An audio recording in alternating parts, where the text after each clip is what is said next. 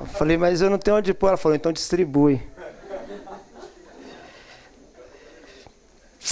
Bom, é uma alegria muito grande estar aqui com os irmãos. Como o Jonatas falou, eu fui aluno do reverendo Roster, em umas duas disciplinas, e eu tenho uma admiração, um respeito muito grande por ele.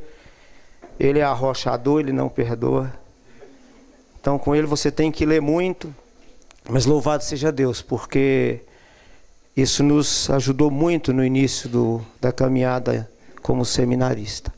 Bom, poderia nem precisar abrir Bíblia e pedir aos irmãos que recitem o versículo de cor, né? Quando me convidaram para poder participar e estar aqui com os irmãos, eu digo, quando o sermão é encomendado, quando o texto é encomendado, é mais trabalhoso, né? E desde então fiquei meditando acerca de como ser padrão, como nos tornar um padrão. E eu vou ler o texto, porque eu acho que a palavra de Deus, ela é sempre rica, ela sempre fala diferente. E os amados podem acompanhar aí. Diz assim a palavra do Senhor: ordena e ensina estas coisas. Ninguém despreze a tua mocidade, pelo contrário, torna-te padrão dos fiéis na palavra, no procedimento, no amor, na fé, na pureza. Até a minha chegada, aplica-te à leitura, à exortação e ao ensino. Antes de eu começar e antes de eu orar, eu queria... Cadê minha família? Cadê o Lucas, Mariana, Amanda? Levantem aí, por favor. Nilza, cadê o meu povo? Fica de pé. Obrigado, meu irmão. Essas são as bênçãos que Deus me deu. Se eu mereci alguma coisa nessa vida, foi o melhor que Ele me deu foi os meus filhos e minha esposa. Podem sentar. Então, meus irmãos, continuando, vamos orar. Deus amado, Pai gracioso, é por sua causa que nós estamos aqui. O Senhor nos salvou, o Senhor nos chamou para si, nos trouxe com cordas de amor quando não merecíamos. Louvado seja o teu nome, que nós sejamos, ó Deus, padrão de comportamento, que nós sejamos padrão no amor, que nós sejamos instrumentos da tua graça. Usa cada um de nós, ó Deus, e que a tua palavra nesta noite possa penetrar nos nossos corações e fazer transformação nas nossas vidas. Que nós sejamos geradores de vida, Senhor. Que nós nos tornemos padrão na exortação. Que nós nos tornemos, ó Deus, um padrão, um modelo, como Jesus foi. Em nome dele que nós te oramos. Amém.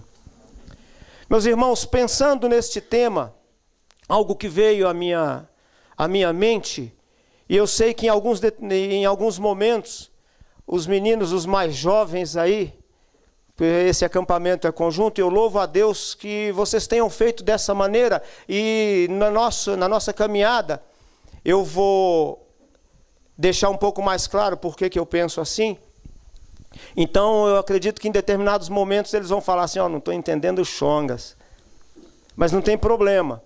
Alguma coisa vai ficar plantada. Então, eu queria pensar acerca desse tema, padrão, antes de nós entrarmos especificamente no nosso tema de exortação, pensar na liberdade.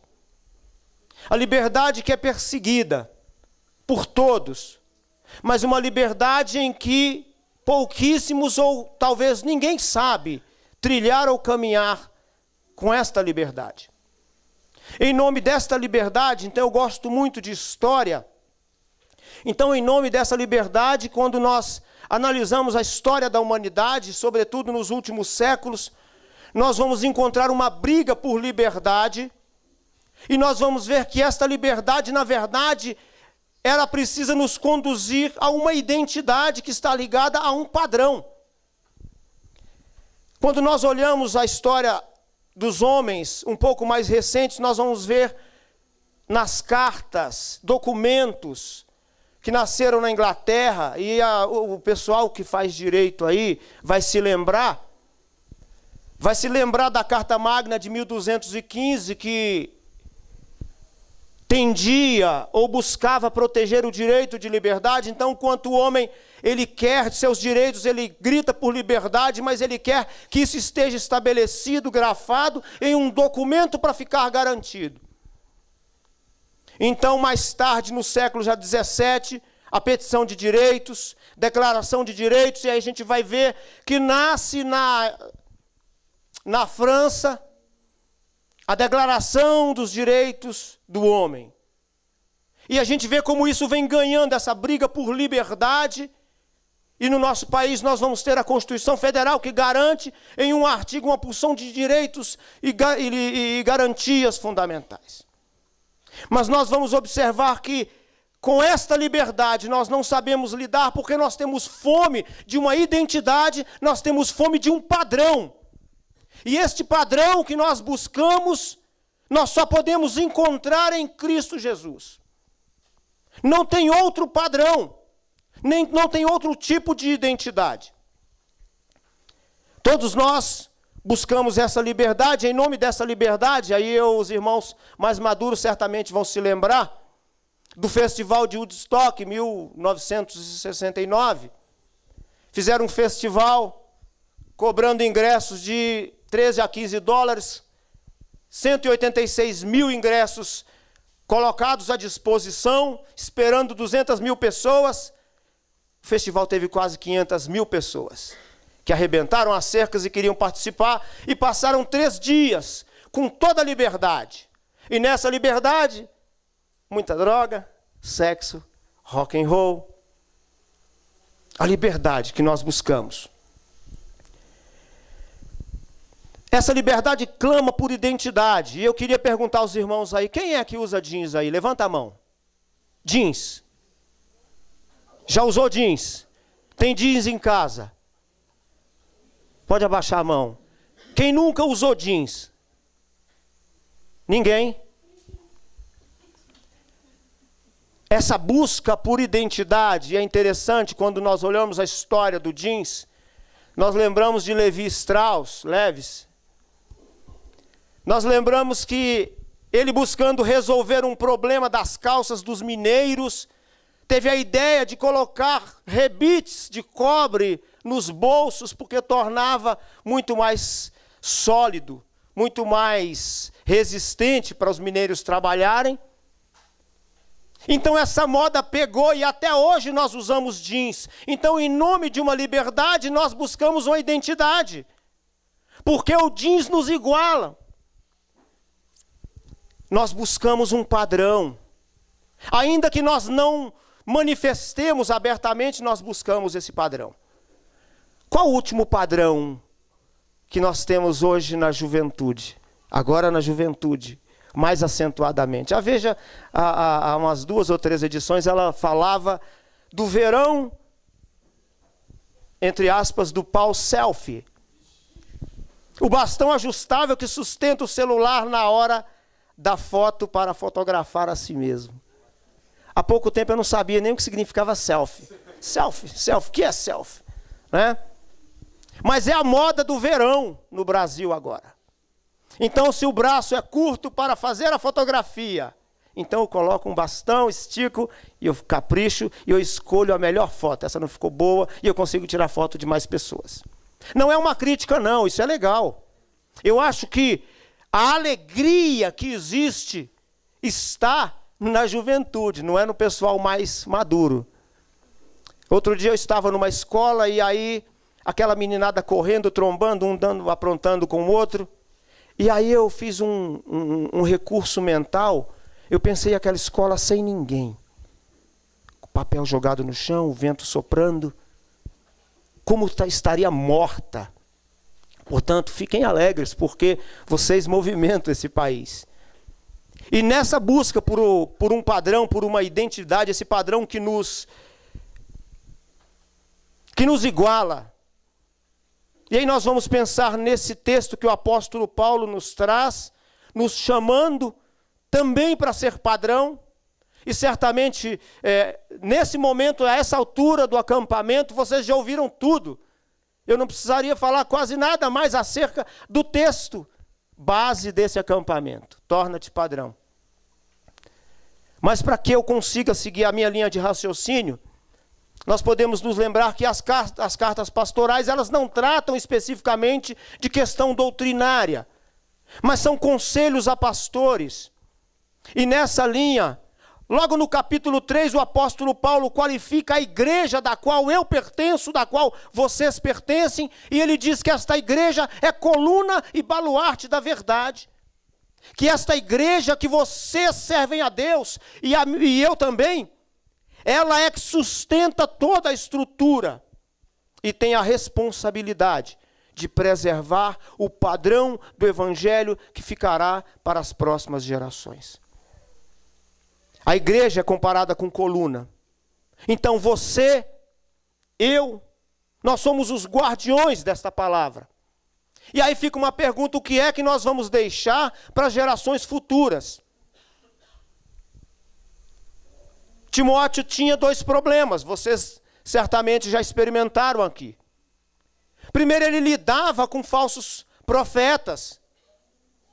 Pessoas estavam deixando a igreja porque estavam bebendo verdades que não eram bíblicas, rejeitando o alimento que Deus criou, ou fazendo distinção, ou mesmo com relação ao casamento, bebendo de filosofias gnósticas. O ascetismo também povoava as mentes. E Timóteo é levantado, muito novinho. E aí essa questão, né? Jovem é imaturo.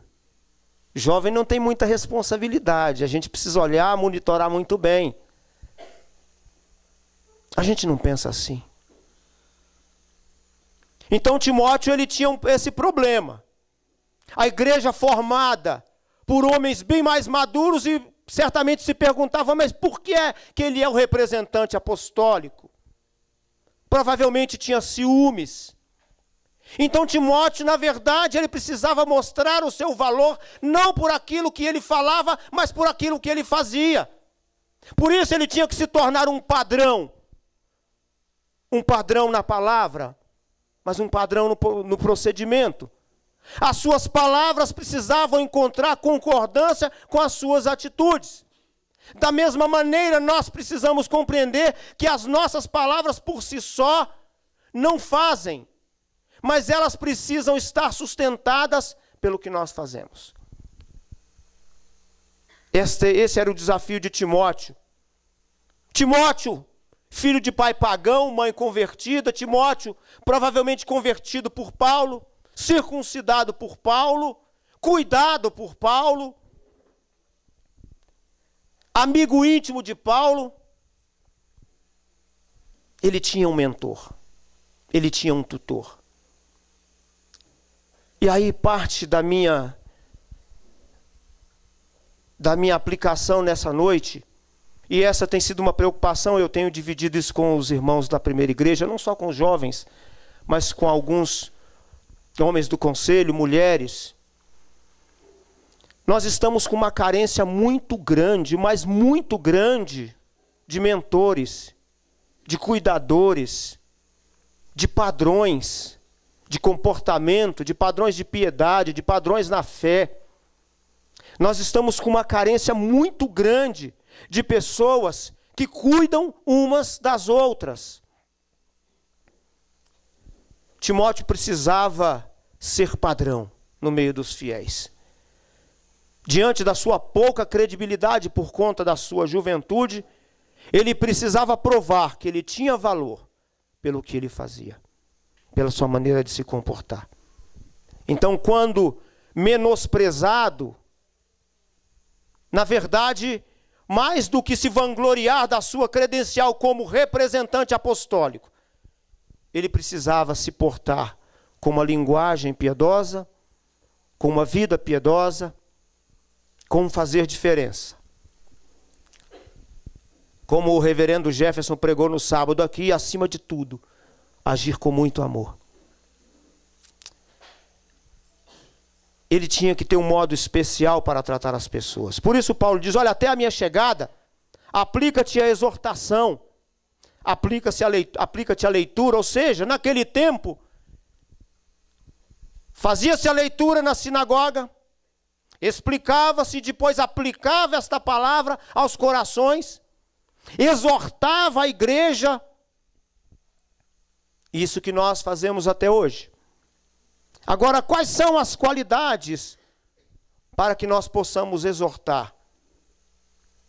E aí uma das primeiras qualidades que nós precisamos para praticar a exortação, o próprio apóstolo nos disse: tornar-nos padrão. Nós precisamos de um referencial. Então, padrão na palavra, no procedimento, no amor, na fé, na pureza. Aí eu fico pensando, se hoje nós não temos muitos referenciais, muitos padrões para que nós possamos seguir, o que é que deu errado? O que é que aconteceu?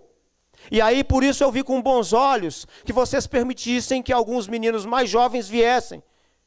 Porque talvez agora não se perceba, mas no futuro vocês verão a diferença que isso vai fazer. Porque essa troca que vocês fazem com eles, há uma carência muito grande de modelo masculino, sobretudo masculino. Um psicólogo inglês que reside na Austrália, ele escreveu algo, nem toda a obra é boa, mas como a gente lê tudo, você acaba pensando alguma coisa, e ele traz dados estatísticos que é interessante. O nome dele é Steve Biddulph. E ele diz assim, ele afirma que os homens, e aí especificamente os homens, possuem rachaduras na fachada porque faltam um software da masculinidade. Então os homens da atualidade estão sem um software da masculinidade. E aí ele traz o seguinte, ele diz, olha, os garotos das últimas gerações não aprenderam a ser homens porque ninguém lhes mostrou como fazer. A nossa cultura esqueceu como se faz. No século XX, homens praticamente desapareceram da vida das crianças. O trabalho passou a ser o único objetivo. E o software da masculinidade saudável se perdeu. Eu estou falando isso para que possa gerar em nós uma reflexão, um pensar, ter o objetivo de fomentar uma desconfiança e um pensar qual é o padrão que nós precisamos, porque vocês certamente, vocês são representantes da próxima geração, vocês vão criar a próxima geração, vão criar os meninos da próxima geração. Não serei eu, não será o presbítero Abimael, o presbítero Giso, pastor Jefferson. Serão vocês. E vocês terão esse problema. Ele diz assim, encarando os fatos, então ele traz algumas estatísticas. O homem vive em média 5 anos a menos que as mulheres. Sofre 2 vezes mais acidentes automobilísticos. Comete suicídio 5 vezes mais do que a mulher. 50% dos casamentos se desfazem. Mais de 90% dos condenados por atos de violência são homens. 70% das vítimas são do sexo masculino. 90% dos alunos com problema de comportamento são meninos. Mais de 90% de todos os internos em presídios e penitenciárias são homens. São dados estatísticos. De 1994. Tem um bom tempo. Então isso precisa gerar em nós uma reflexão. O que é que deu errado? E aí nós vamos pensar o seguinte. E ele afirma que as garotas e os garotos não crescem mais na companhia de homens seguros, saudáveis. E eu acrescento, piedosos. Por isso, o grande faturamento que se tem em pornografia hoje. Ele diz que o software da masculinidade sadia se perdeu, isso tem gerado um desenvolvimento incompleto. Isso é para que nós possamos meditar. E aí é interessante, ele diz, olha, os tios e os mentores do passado saíram de cena. Sem um modelo, um padrão, garotas e garotos são forçados a buscar modelo na televisão, no cinema e por aí vai. Nós precisamos voltar ao verdadeiro padrão. Quando nós olhamos a palavra de Deus, o Antigo Testamento, a educação hebraica era dado pela comunidade. Os pais estavam em contato com os filhos, trabalhavam juntos. Os vizinhos ajudavam a criar. O ensino era transmitido num contexto familiar. Os profetas eram lidos. As igrejas primitivas faziam os cultos nos lares. Tudo isso gerava todo um crescimento, todo um cuidado. E aí nós podemos vir para um período mais próximo de nós. Século XVIII, Revolução Industrial. Bacana, máquina a vapor. A indústria têxtil deslancha. Emprego adoidado. Provoca um baita de um êxodo rural. Os pais deixam as suas casas e vão para as fábricas. Mulheres começam a ir para as fábricas. Quem é que fica sozinho em casa? Os filhos. Vão para onde? Vão para as ruas. Então há um êxodo rural muito grande com a Revolução Industrial. Então todo esse avanço tecnológico de matéria-prima industrializada, a máquina a vapor, ela traz essas consequências. Mas aí Deus também tem os seus métodos. Os meninos e meninas cresciam na rua o dia inteiro, com esse advento. Por isso nós temos ainda um período de muita carência da presença de tutores, de mentores, de pais dentro de casa. Muito mais importante buscar dinheiro. É nessa época que George Whitefield vai pregar nesses povoados. George Whitefield vai buscar essas pessoas. E é interessante que é nesse período que surge a primeira escola dominical. Buscando alfabetizar essas crianças, a Bíblia é utilizada como instrumento. E em pouco mais de 20 anos, mais de 250 mil crianças frequentando a escola dominical. Deus tem os seus métodos. Ainda em meio do caos. Então o Robert Hakes, ele trabalha com a escola dominical. A falta de referencial, de padrão. Os jovens precisam de homens mais velhos, que lhes sirvam de referencial masculino. Porque também a falta irá respingar no campo feminino também. É uma reflexão que nós precisamos fazer, tendo como apoio a palavra de Deus. Olhando o Senhor Jesus como referencial maior. Em cada estágio da vida, nós precisamos de referencial. As meninas precisam de senhoras mais maduras. Elas têm mais facilidade, mas os homens têm mais dificuldade. As culturas antigas tinham treinamento intensivo. A nossa cultura está ocupada demais para ganhar dinheiro. Em quase 5 gerações. 5 gerações, desde que os povoados, os homens, as pessoas dos povoados foram para as cidades. 5 guerras importantes aconteceram. Várias quebradeiras financeiras. Qual o padrão? Qual o referencial? Como encontrar o referencial? Portanto, quando eu penso em exortar alguém, eu não posso fazer isso se eu não for padrão. E eu não serei um padrão se eu não tive um referencial. E uma outra verdade que esse texto nos mostra, que para exortar eu preciso tornar-me companheiro. Esse termo em latim é interessante, companheiro, companis, é quem come pão junto, é quem partilha pão, companis. É aquele que você tem a liberdade de levar e partilhar da sua mesa com ele. Companheiro. Só é possível exortar quando nós somos companheiros. E é interessante, na época da minha infância, quem já ouviu falar de sócio de briga aí? Levanta a mão. Elias lá atrás, 2, 3, 4. Ó, ainda tem um jovem aqui, bacana, nessa época ainda tem. Então a gente pegava o dedinho mínimo e... Vamos tratar de sócio de briga? Tratado. Beleza.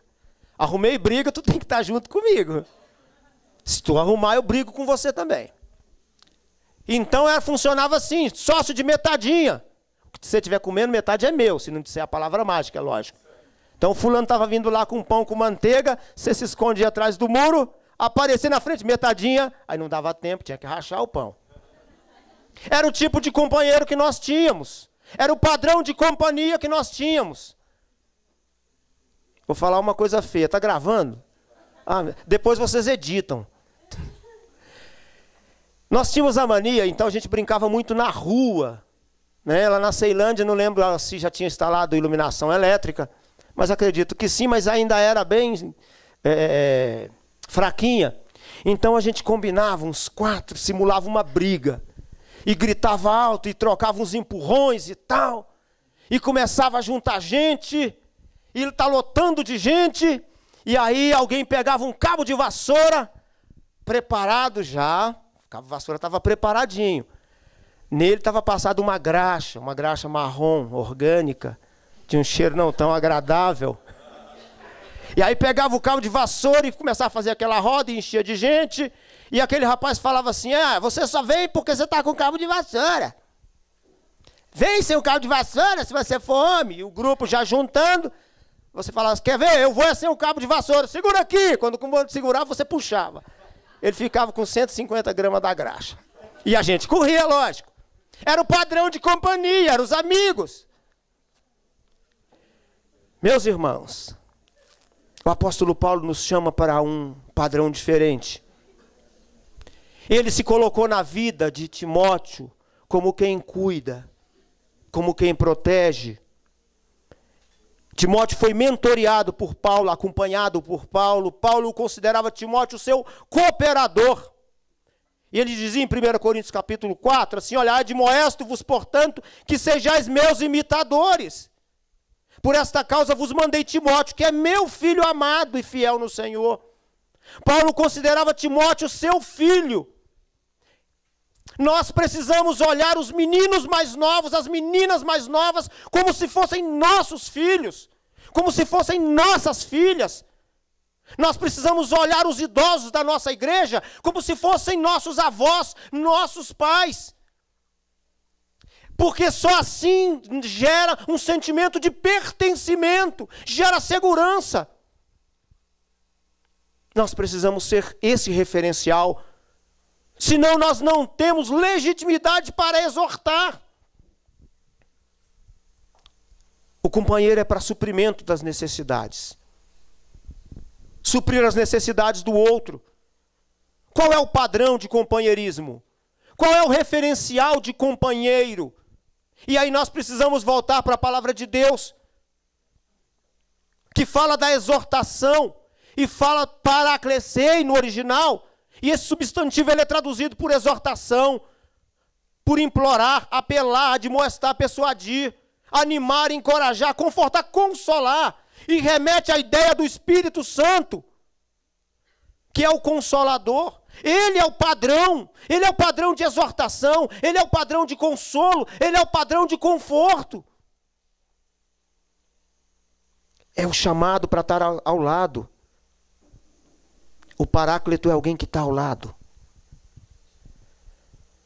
Para que nós tenhamos legitimidade para exortar, nós precisamos comer pão junto.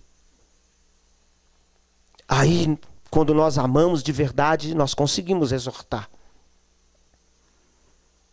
A Bíblia usa esse termo para se referir ao Espírito Santo. Jesus vai, mas ele nos deixa um consolador, um confortador, um exortador por excelência, e é interessante. É interessante que, quando nós pensamos nesse consolador, nesse companheiro, nesse padrão, como é que nós vamos nos tornar esse consolador? O apóstolo João, no capítulo 14, 16 a 17, ele diz assim: não se turbe o vosso coração, credes em Deus, crede também em mim. E eu rogarei ao Pai, e Ele vos mandará outro Consolador, a fim de que esteja sempre convosco, o Espírito da verdade, que o mundo não pode receber, porque não vê, nem o conhece. Vós conhecereis, porque Ele habita convosco, entre vós, nos diz Jesus. Eu fico, às vezes, pensando nesse companheirismo que é necessário para que nós sejamos exortadores na verdade. E aí eu não consigo deixar de pensar nos relacionamentos, porque o Consolador, aquele que exorta, ele protege. Portanto, se eu não consigo proteger os que estão próximos a mim, e aí não tem como, eu vou fazer essa relação a isso. Quem está com namorado ou namorada aqui? Levanta a mão. 1, 2, tem um monte. Ok. Sortudos. Agora olha só. Se você, enquanto namorado, não olha para sua namorada com instinto de proteção, você não tem padrão para exortá-la. Porque enquanto nós estamos nessa condição, nós temos que ser protetores. E quando eu digo protetores, é afastando totalmente qualquer outra nomenclatura, porque tem que proteger, principalmente de você mesmo. Nós fomos chamados para isso. E é interessante que o Paráclito, aquele que está ao lado, ele é totalmente do escarnecedor. Porque o escarnecedor tem a ideia de canibalizar, né? Ele quer canibalizar. O salmista nos diz no Salmo 1, bem-aventurado o homem que não anda no conselho dos ímpios, não se detém no caminho dos pecadores, nem se assenta na roda dos escarnecedores. Antes o seu prazer está na lei do Senhor, e na sua lei medita dia e noite. É interessante esse salmo, porque ele nos apresenta uma ideia crescente acerca do justo. Ele nos diz que o justo aqui, ele é descrito como numa progressão de verbos, porque o justo, ele não anda. Ou seja, ele não se envolve. E aí a gente fica pensando acerca das nossas companhias. Ele diz que o justo não anda, ele nem passa perto do escarnecedor. Ele não para, ele não se detém. Se deter é um pouco mais do que andar no caminho, ou seja, do que dar ouvido. O justo não segue o conselho dos ímpios. Ele não se assenta na roda, ele não para. E aí eu fico pensando, como é que nós podemos escolher os amigos? Como é que vocês escolhem os amigos de vocês? Como é que é? É só adicionar no WhatsApp? Nós precisamos, às vezes nós vamos precisar pedir currículo. Olha, me manda seu currículo, eu vou dar uma analisada. Daqui, talvez em 6 meses eu te ligo, para ver se você tem condições de ser meu amigo. O apóstolo Paulo nos chama para nos tornar padrão, porque é condição para que nós possamos exortar. Nós precisamos ser companheiros para exortar. Mas uma terceira característica que você precisa, que eu preciso para exortar, é transmitir graça enquanto exortamos. Ser padrão, ser companheiro, conseguir transmitir graça. Aí você fala, mas como que eu vou transmitir graça? O apóstolo Paulo nos diz, em Efésios 4:29, ele diz assim: não saia da vossa boca nenhuma palavra torpe, mas somente aquela que edifica segundo a necessidade, transmitindo graça. Não saia da vossa boca nenhuma palavra torpe, mas somente aquela que edifica segundo a necessidade, transmitindo graça. Aí eu fico me lembrando, outro dia a gente estava conversando, tem uns debates teológicos que, fogo, alguém chega na igreja e fala, e aí, tu é infra ou supralapsariano?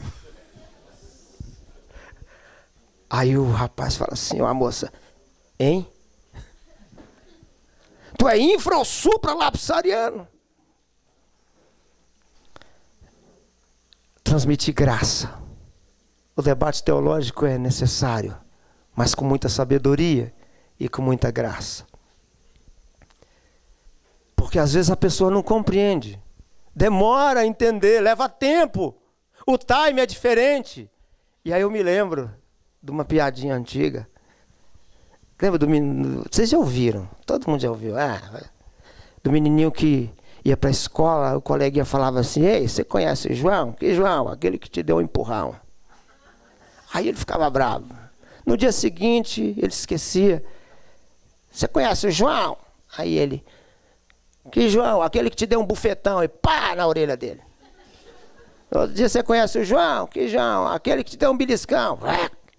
Ele vai e fala: mamãe, é o seguinte, tá ruim de ir para aquela escola, não quero ir mais não. E conta o que acontece. Não, meu filho, agora você vai fazer o seguinte, você vai ser esperto. Você vai chegar para ele e vai perguntar: você conhece o Zé? Quando ele perguntar: que Zé? Aquele que te deu um pontapé. E senta o pé nele. Ele já vai repetindo até a escola. Vai repetindo, chega lá, a primeira coisa que ele viu, coleguinha: você conhece o Zé? Aí ele: qual, irmão do João? Que João?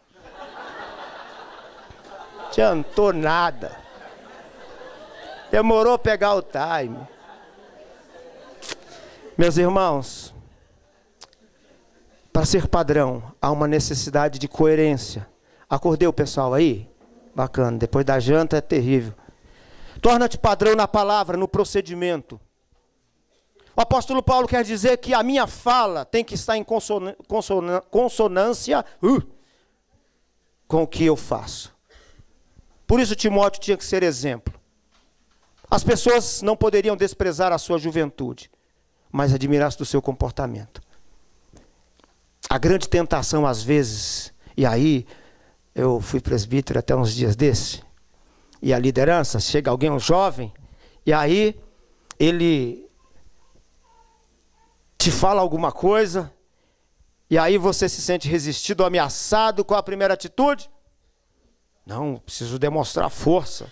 Eu preciso mostrar minha titulação. Sou presbítero. Como certa vez eu era diácono lá, olhando os carros dos irmãos na igreja. Farol ficou aceso, não. Então. Aí alguém estacionou perto de frente ao portão que tinha uma placa: proibição para estacionar. Aí ele viu que eu olhei, passou por mim e falou: tinha outro lugar, coloquei lá. Sou presbítero. Falou: tá bom. Sem problema. Às vezes nós olhamos alguém mais jovem e quando nós somos questionados, e não só nisso, mas aí às vezes nós temos a tendência de mostrar logo a nossa titulação. Eu fiz mestrado, fiz doutorado, estou fazendo PhD. Um argumento de autoridade, né? Ou eu sou filho de A. Ou em Brasília, assim: você sabe com quem você está falando? Aí dá vontade de falar: e você sabe quem está falando? Quando ele disser: não, sou filho do Deus Altíssimo que fez o céu e a terra, aquele que mata e faz viver. É isso. Esse é o nosso referencial. Mas a liderança e senhoria são conceitos diferentes. Nós lideramos pelo exemplo. Nós lideramos porque nós somos padrão. Porque nós precisamos ser padrão. E aí, quando nós precisamos exortar, como comunicar graça na exortação? E aí há 3 critérios. Porque às vezes primeiro, nós precisamos conhecer a necessidade do outro. Nós precisamos ter uma palavra que edifica. E nós precisamos transmitir graça naquilo que nós vamos falar. Um sem o outro vai cair. Falta uma das pernas. Porque muitas vezes nós precisamos exortar, conhecemos a necessidade do outro, temos uma palavra que edifica, mas nós falamos de uma maneira que não transmite graça. Aí a mensagem não chega. Aí não dá para ouvir. A verdade precisa ser dita, mas não com nível de cobrança. E isso é um exercício diário. Um padrão para falar, transmitindo graça, construindo, olhando para aquele que está ouvindo como alguém quebrado, porque nós temos um chip. Vocês já acharam, não, o chip? Alguém já achou o chip em si, não? Nós temos um chip que guarda a informação da imagem e semelhança de Deus. Por isso nós devemos tratar com essa dignidade, porque todos nós somos portadores desta dignidade, da imagem e semelhança de Deus. Por isso a necessidade de transmitir graça ao falar. Porque a exortação ela tem muito de consolação, de conforto, de ajuda. Por isso a necessidade de mentorear. Eu digo que vocês da UMP, nós dos conselhos das igrejas, precisamos olhar para os meninos que estão na UPA, na UCP, lá no berçário, com muita graça.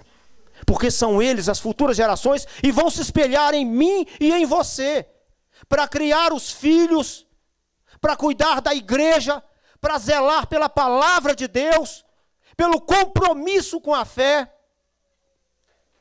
Querendo ou não, eles vão nos olhar e que tipo de referencial que nós somos quando eles estiverem nos olhando. Como que nós vamos falar de Jesus Cristo se nós não formos padrão? Jesus, Lucas 4, ele mostra Jesus lendo Isaías 61 e dizia o seguinte: o Espírito do Senhor Deus está sobre mim, porque o Senhor me ungiu para pregar as boas novas aos quebrantados. Enviou-me para curar os quebrantados de coração, a proclamar a libertação aos algemados, a pregar o ano aceitável do Senhor e o dia da vingança do nosso Deus, a consolar todos os que choram. Esta é a agenda de Jesus. Jesus não veio para quem estava inteiro. Se você se sente inteiro, não foi para você que Jesus veio, para ele, porque ele veio para os que estavam arrebentados. E ele nos coloca como membros da sua igreja, como cuidadores, como exortadores, como aquele companheiro que caminha do lado para levantar o que está quebrado, e não para terminar de quebrar. Por isso falar com graça. Jesus não veio para os que estão saudáveis, para os que estão inteiros, mas ele veio para os quebrados. Todos nós estamos em busca de um padrão. Por mais que nós queiramos liberdade, nós não conseguimos navegar nesta liberdade. Nós precisamos de um referencial. Nós temos sede do referencial. Nós temos sede do padrão. Nós temos sede de justiça. Esse padrão é o Senhor Jesus. Você não encontrará vida fora dele. Não há vida fora dele. Ele é o padrão. Ele age como um oleiro e nos chama a agir também uns com os outros como oleiro que pega o vaso quebrado e monta de novo, que transmite graça no falar, no olhar, no fazer, para que nós possamos exortar. Nós precisamos transmitir graça, nós precisamos ser companheiros. Ele age como um oleiro. Nós somos chamados para trabalhar da mesma forma nesse processo de restauração. Como nós vamos deixar a geração futura desses meninos de 10, de 8, de 5? Essa pergunta é provocativa. É para que a gente possa meditar. É para fomentar um pensar diferente desse que nós experimentamos. Nos lembrarmos dos modelos que foram deixados. Às vezes, comenta-se que nós estamos vivendo a geração canguru. A geração que não quer sair da bolsa, porque está quentinha. Na verdade, nós não somos, ou vocês não têm a culpa toda, eu não tenho a culpa toda, mas é uma realidade que está posta. Então, quanto mais tarde eu sair da casa do papai, melhor. Às vezes o papai tem que fazer como a águia. O ninho está fofinho, vai tirando as plumas, deixa só os gravetos para espetar. Põe o filhote em cima da asa, leva para o penhasco e vai lá, voa. Ainda que tenha que voar e aparar embaixo, trazer de volta, para ensinar a voar. Esse é um cuidado que nós precisamos ter. Nós fomos chamados para o Evangelho, para dar aos quebrados, aos que choram, uma coroa em vez de cinzas, como nos diz a palavra de Deus em Isaías. Nós somos chamados para dar ao outro óleo de alegria, em vez de pranto, em vez de choro. Não pisar a cana que já está quebrada.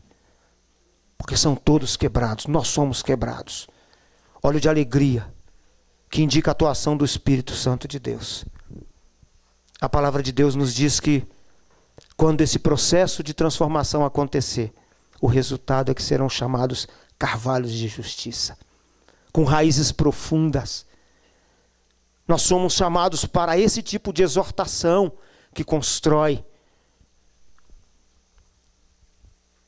a imagem de Deus que foi desfigurada na queda. Só o Senhor Jesus restabelece, mas só nós somos instrumentos dele. Não nos chamou de graça, mas para olharmos uns aos outros no meio dessa multidão toda e ver as pessoas como carentes de uma palavra de graça. Jesus disse: vinde a mim todos os que estáis cansados e sobrecarregados, e eu vos aliviarei.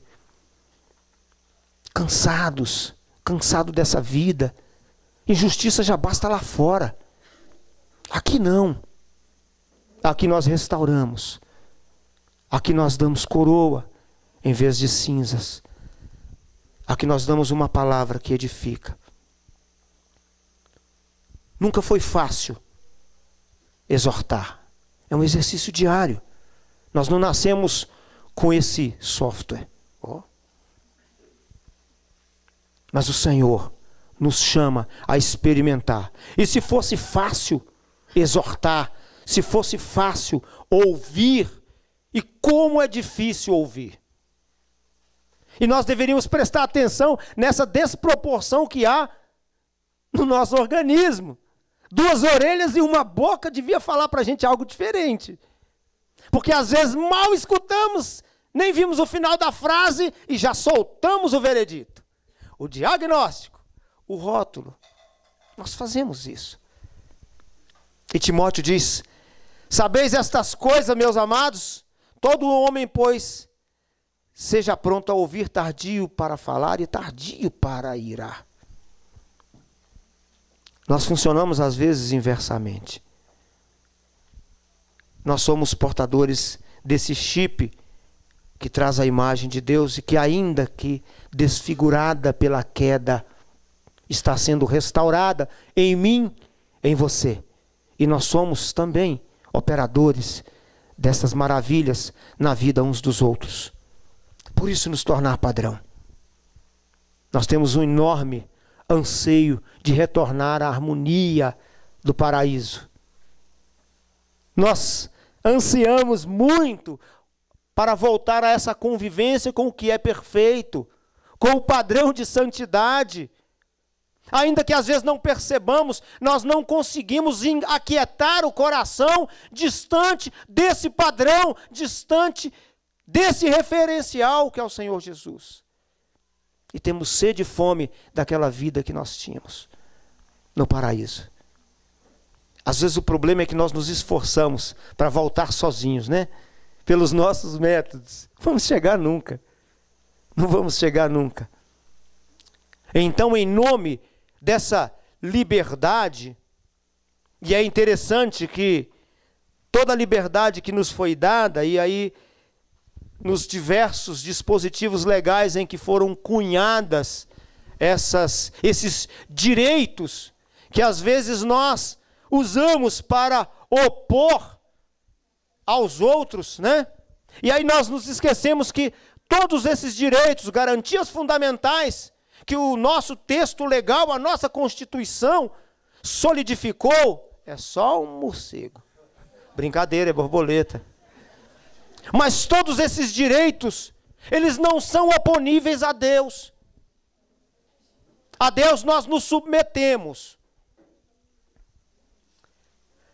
E às vezes nós queremos opor esses direitos às pessoas, e quando elas não nos correspondem, aí nós nos afastamos. Não, meu amigo, não.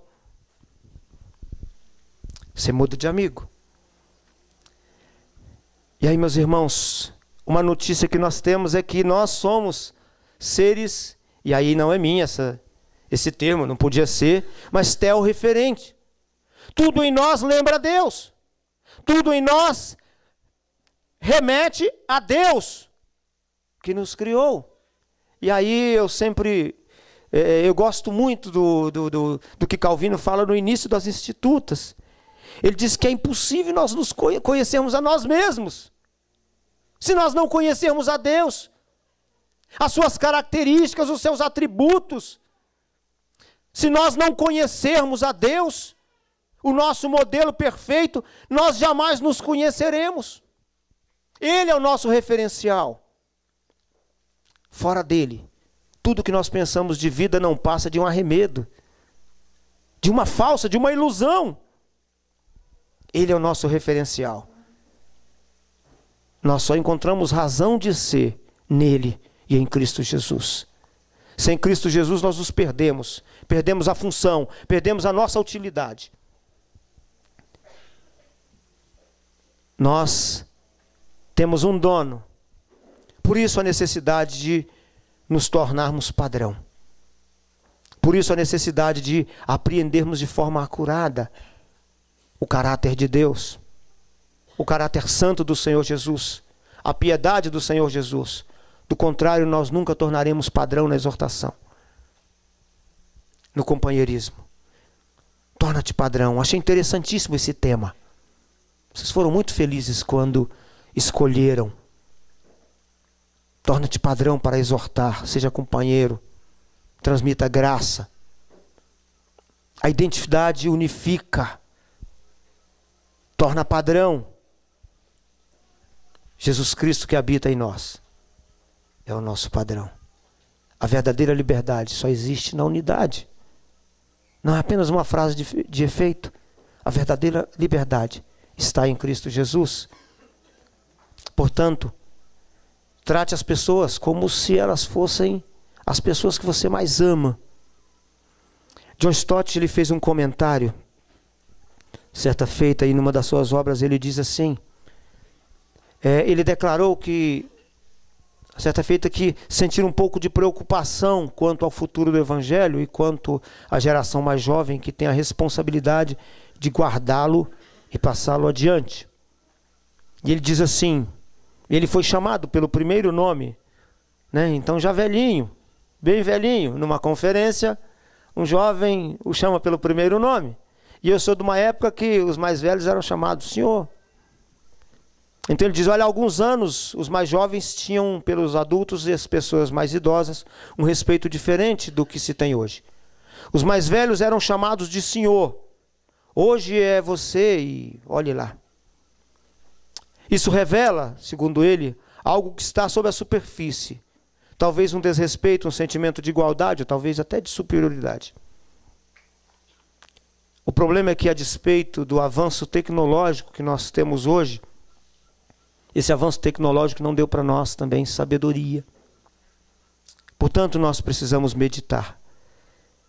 Como nós podemos ser padrão?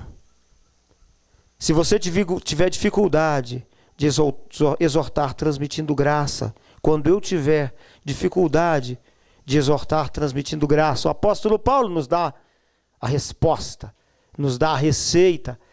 Vai na sua Bíblia, no capítulo 5 de Timóteo, logo no iniciozinho, olha o que ele diz aí.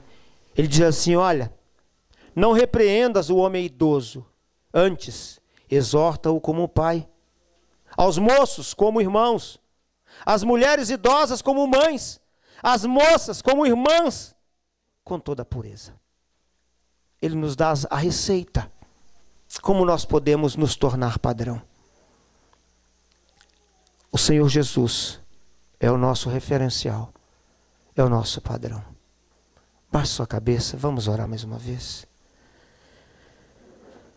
Deus eterno, Pai misericordioso, obrigado porque o Senhor não desiste de nós. Obrigado porque ainda